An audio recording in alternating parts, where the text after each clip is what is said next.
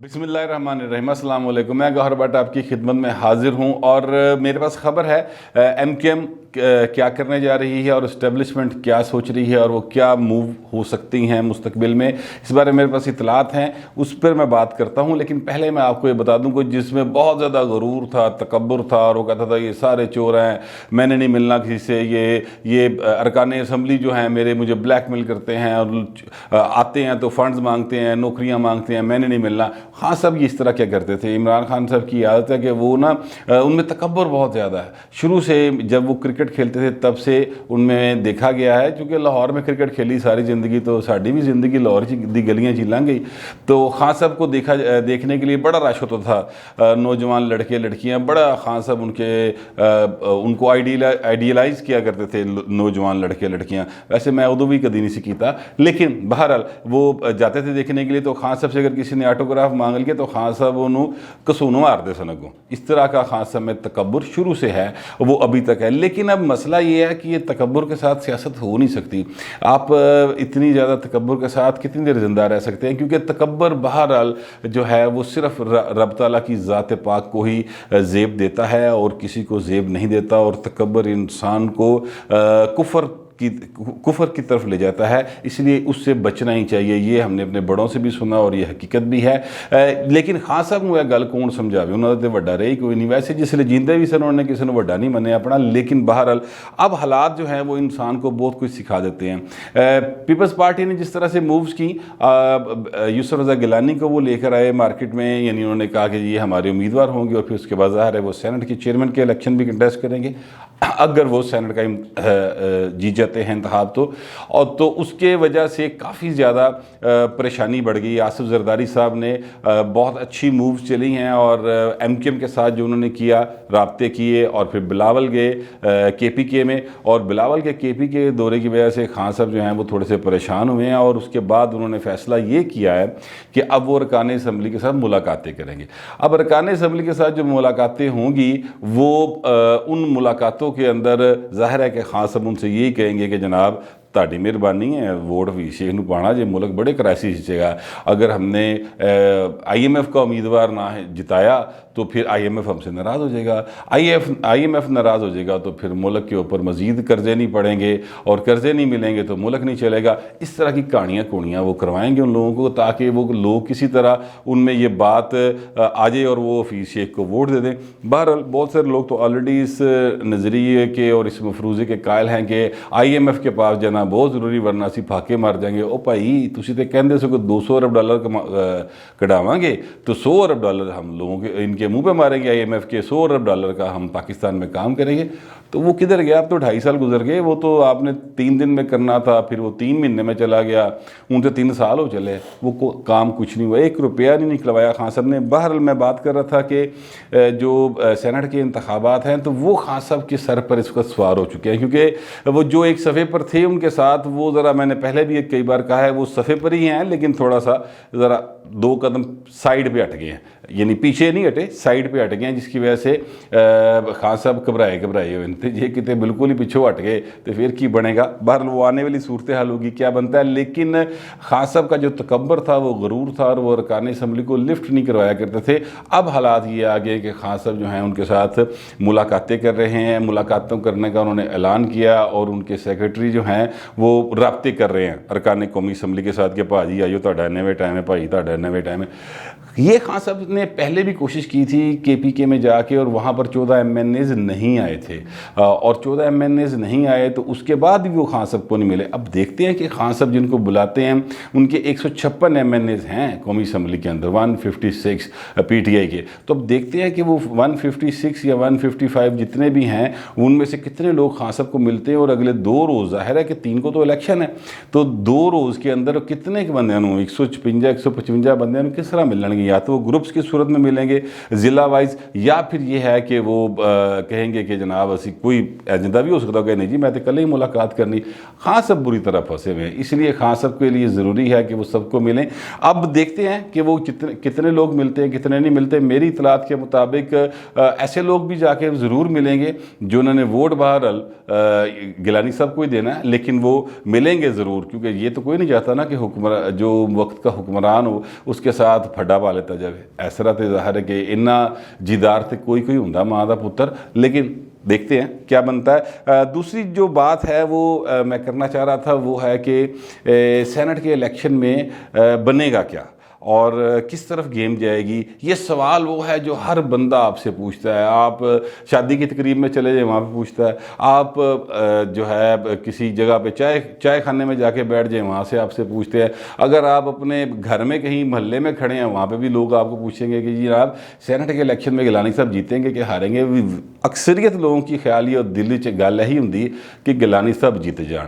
اچھا اب وہ کیا بنے گا اس بارے میں تفصیل سے آپ کے ساتھ بات کروں گا، لیکن میں آپ کو تھوڑا سا بتا دوں کہ حکومت گھبرائی کتنی ہوئی ہے. شیخ رشید صاحب نے آج ایک پریس کانفرنس کی، بڑی گھبرائی جی، اور انہوں نے کہا کہ جناب میں جڑا نا بس آپ کو بتاؤں کہ جو ہے نا 50-50 چانس ہے کہ حفیظ شیخ جیت جائیں اور یا گیلانی صاحب جیت جائیں، لیکن یہ میں آپ کو بتاؤں کہ مجھے بڑی امید ہے کہ حفیظ شیخ جیت جائے گا. اچھا اب شیخ رشید جیسا آدمی جو خود کہتا ہے کہ میں گیٹ نمبر 4 کی پیداوار ہوں اور جو اپنے آپ کو ہر وقت کسی نہ کسی طرح سے پامیں وہ اسٹیبلشمنٹ والے وہ شیخ رشید کو لفٹ کروائیں نہ کروائیں اے بوئے تے کھلوتا ہے ہر وقت. شیخ رشید ہر وقت کھڑے ہیں کہ جناب مینوں کوئی مہربانی کرو، میرے تے کوئی دیا کرو، میرے تے کوئی رحم کرو.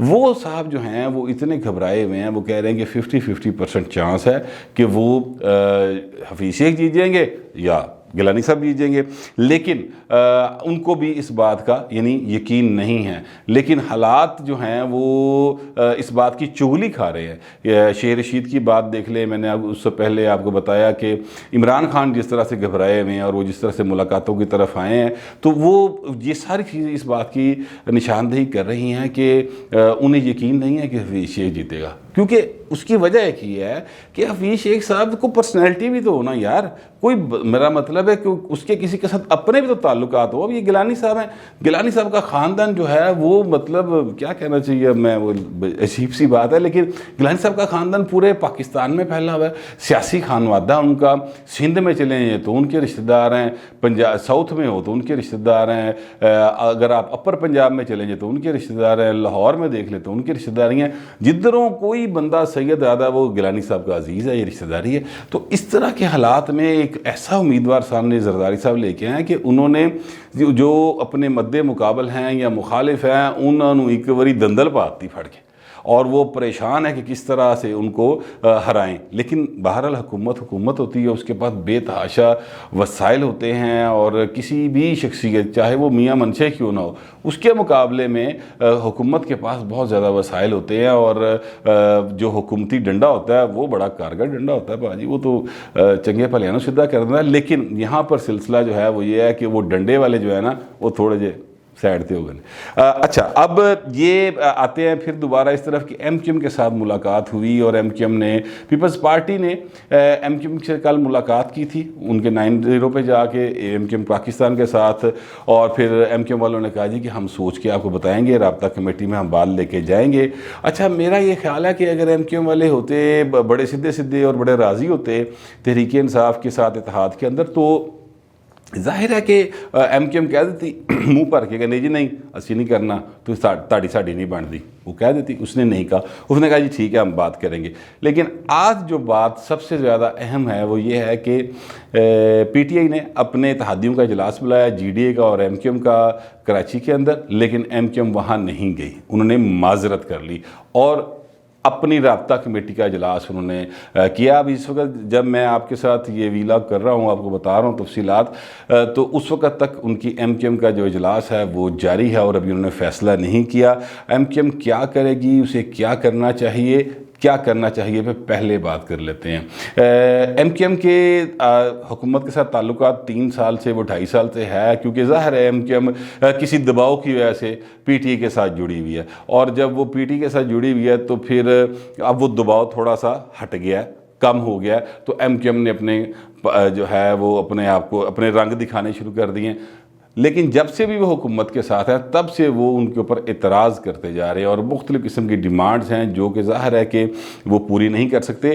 اس کی وجہ یہ ہے کہ پی ٹی آئی بھی شہر کی جماعت ہے اور ایم کیو ایم بھی شہر کی جماعت ہے، یہ سب شہروں کی جماعتیں ہیں، دونوں جماعتیں۔ ان کا جو جس کو پنجابی کہتے ہیں پنڈ تھاں دینا دونوں دا کچھ نہیں، ککھ کنڈا نہیں، لہٰذا وہ اب کر رہی ہے وہ پی ٹی آئی اگر ایم کیو ایم کی ساری باتیں مانتی ہے تو وہاں پر علی زیدی بھی پریشان ہوگا، عمر لیاقت بھی پریشان ہوگا، وہاں پر بیٹھے ہوئے جو دیگر ان کے ایم این ایز ہیں کراچی شہر کے اندر وہ کافی اپسیٹ رہیں گے، یا ایم پی ایس جو ہیں وہ کافی اپسیٹ رہیں گے۔ اس لیے ان دونوں کو لے کے چلنا عمران خان جیسے ذہین بندے کے بس، یعنی جتنا کہ وہ ذہین ہے، ذہین کو ذرا انورٹڈ کاماز بھی لے لیں، ان کے بس کی بات نہیں ہے کہ وہ ان دونوں کو اکٹھا لے کے چلیں۔ اس لیے ایم کیو ایم کے بہت زیادہ تحفظات رہے، اور ان تحفظات کی وجہ سے کئی بار انہوں نے کہا جی کہ اسی نہیں مانتے، پھر وہ ایک فون آتا تھا تو ایم کیو ایم والے راضی ہو جاتے سن۔ بہرحال اس وقت ابھی تک تو انہیں فون نہیں آیا، اب دیکھتے ہیں فون کب آتا ہے۔ لوکلی بھی ان کا پیپلز پارٹی کے ساتھ ہی الائنمنٹ بنتی ہے، کیونکہ کراچی شہر میں انہوں نے سیاست کرنی ہے، اور پچھلے 13 سال سے سندھ کے اندر پیپلز پارٹی کی حکومت ہے، اور پیپلز پارٹی کے جتنے انہوں نے وہاں پر کام کیے ہیں پیپلز پارٹی نے، لگتا یہ ہے کہ دوبارہ بھی پیپلز پارٹی کی حکومت بنے گی، لیکن یہ بات باہر آنے والا وقت طے کرے گا۔ ابھی تک کے معاملات کے تحت میں یہ بات کر رہا ہوں، اس لیے ایم کیو ایم جو ہے وہ پیپلز پارٹی کی طرف جاتی ہوئی دکھائی دیتی ہے، لیکن فیصلہ ابھی انہوں نے کیا نہیں ہے۔ پیپلز پارٹی نے سعید غنی نے پریس کانفرنس کی ہے، اور انہوں نے کہا جی ہم آپ کو وزارت بھی دیں گے، آپ ہمارے ساتھ اتحاد میں آ جائیں، سندھ کے اندر ہم آپ کو وزارت دے دیں گے، اللہ خیر صلی اللہ، اور ساتھ آپ کو 2 سینٹ کی سیٹیں بھی دیتے ہیں، ایک خاتون کی سیٹ دے دیں گے، اور ایک آپ کی جو آپ فیصل سبزواری کھڑا اس کو جتا دیں گے۔ اب ایم کیو ایم جو ہے وہ دیکھ ہی رہی ہوگی یا دیکھ رہی ہے، خصوصی طور پہ جو میں نے بات کی وہاں کے 1-2 لوگوں کے ساتھ، تو انہوں نے یہ کہا کہ جناب دیکھیں جو پی ٹی ہے وہاں پر ان کے اپنے اندر 3-4 دھڑے بنے ہوئے ہیں۔ شمیم نقوی جو پہلے اپوزیشن لیڈر ہوتے تھے ان کو ہٹا دیا، ان کا اپنا ایک دھڑا ہے۔ اسی طرح سے دیکھا جائے تو حلیم عادل شیخ صاحب کا دھڑا ہے، اسی طرح سے دیکھا جائے تو گورنر سندھ عمران اسماعیل کا ایک دھڑا ہے۔ اس طرح کر کے 3-4 دھڑے ہیں بنے ہوئے، اور ان کے جو 30 ووٹ ہیں وہ ایک جگہ پہ یکسو نہیں ہیں، یعنی ہمیں امید نہیں ہے کہ وہ ہمیں ٹوٹل ووٹ کریں گے۔ جبکہ ایم کیو ایم کے پاس جو 21 ووٹ ہیں انہیں 3 ووٹ چاہیے اپنا ایک بندہ جتانے کے لیے، یعنی فیصل سبزواری کو جتانے کے لیے 3 ووٹ چاہیے۔ اس طرح پیپلز پارٹی کے 99 ووٹس ہیں، تو 99 ووٹس کے ساتھ پیپلز پارٹی کے لیے بڑا آسان ہے کہ وہ 3 ووٹ فیصل سبزواری کو دے دے گا، وہ جیت جائے گا۔ اور ایک جو سیٹ ہے خاتون کی، اس کے لیے وہ کسی ایک خاتون کو وڈرا کروا لیں گے، مثلا 2 خواتین ہیں جن میں سے ایک پلوشہ خان ہے، اور پلوشہ خان کو وہ پیپلز پارٹی وڈرا کر لے گی اگر خاتون کی سیٹ پر، تو ظاہر ہے کہ ایم کیو ایم جو ہے ان کی خاتون رکن بن جائے گی سینٹ کی۔ اس لیے یہ ان کو زیادہ، ان کے لیے زیادہ اچھی اور آسان گیم ہے، اچھی بہتر صورتحال ہے، اچھی ڈیل ہے، یہ کہنا چاہیے اچھی ایک پولیٹیکل ڈیل ہو سکتی ہے۔ پھر اگر ان کو وہاں پر سندھ اسمبلی میں کوئی وزارت بھی مل گئی تو ٹیکا ٹکا بھی بن جائے گا، ذرا تھانے دار بھی گل مان لیا کرے گا، تو یہ ساری صورتحال ایم کیو ایم کے لیے زیادہ بہتر ہے۔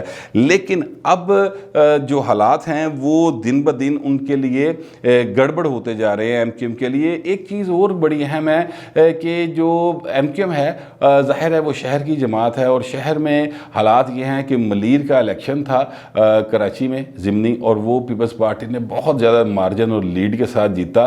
ایم کیو ایم جو ہے وہ اس کو بہت کم ووٹ ملے، تحریک انصاف دے پھٹے ہی تھے، مطلب بالکل ہی رگڑا ہی نکل گیا ہونا تھا۔ لیکن مسئلہ یہ ہے کہ جتنی مہنگائی اور بے روزگاری بڑھی ہوئی ہے، ایم کیو ایم کے لوگ بڑے سمجھدار ہیں، انہیں پتہ ہے کہ مزید حکومت کے ساتھ رہنا بالکل 95 گھاٹے والی گل ہے۔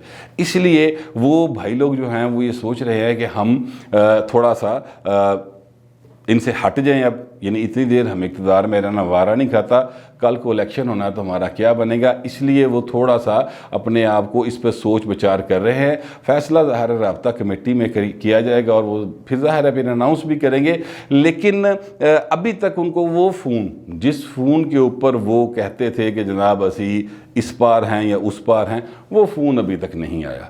اب وہ جو فون آنا ہے اس کا انتظار شدت کے ساتھ ہو رہا ہے، ایم کیو ایم کے رابطہ کمیٹی کے ارکان کو بھی انتظار ہے اور پی ٹی آئی کے لوگوں کو بھی انکار ہے کہ ساڈا فون سن لوے بھائی، اسی نمبر بلانے آگوں نمبر بند ہوتا ہے۔